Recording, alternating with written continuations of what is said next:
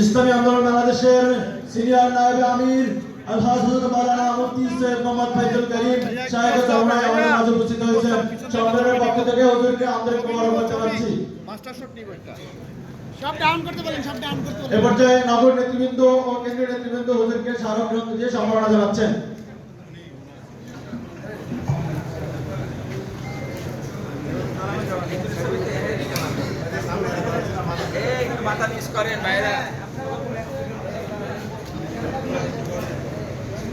এ পর্যায়ে হুজুর হাত থেকে আজকের অনুষ্ঠানের পক্ষ থেকে সম্মাননা গ্রহণ করতেছেন ইসলামী যুব আন্দোলন বাংলাদেশ ঢাকা মহানগর দক্ষিণের সাবেক সংগ্রামী সভাপতি এবং কেন্দ্রীয় সেক্রেটারি জেনারেল মুফতি মানসুর আহমেদ সাকিব ভাই।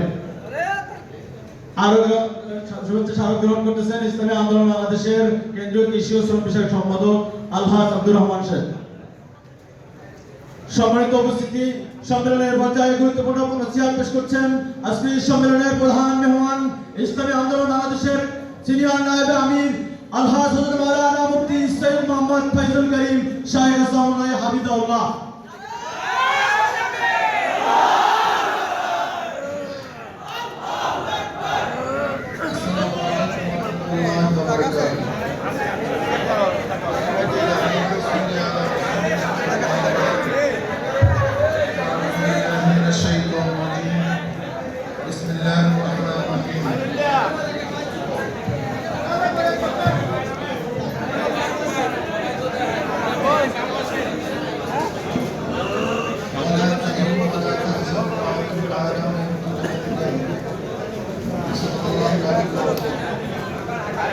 ইসলামী যুব আন্দোলন ঢাকা মহানগর কর্তৃক আয়োজিত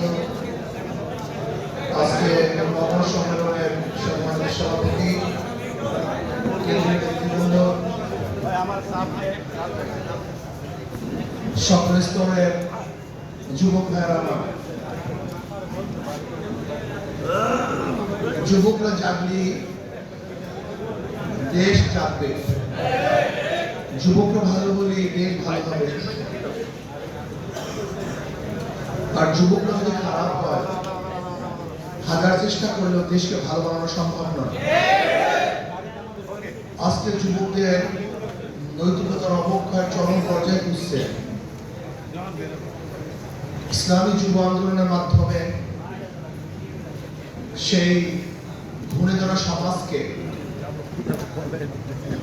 আজকে যে সমাজ ভেঙে গেছে, যে সমাজ